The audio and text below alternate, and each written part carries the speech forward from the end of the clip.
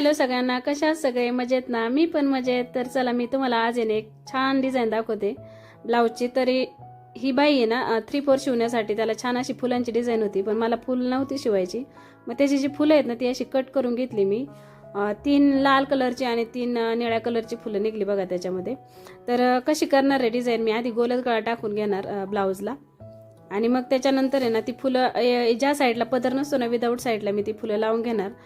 तर कसं वाटते ते लुक पुढे तुम्हाला दिसेलच. तर आधी ठेवून बघितली मी फुलं. तर बघा अशी एकाखाली एक नाही का, एक गुलाबी आणि एक निळा असं एक एक एक एक करत, कारण ते घातल्यानंतर ना खूप छान दिसणार आहे ना म्हणून. तर बघा हे शिवून झालेत आणि खूप छान दिसतं. मशीनवरच शिवले, हाताने पण काही शिवायची गरज पडली नाही त्याला. तर फायनल असा लुक दिसतोय आणि ब्लाऊज घातल्यानंतर बघा असं काहीतरी लुक दिसतोय. कसं वाटलं माझे ब्लाऊजला डिझाईन करण्याची आयडिया ते कमेंट करून नक्की सांगा. चला तर मग टाटा, बाय बाय.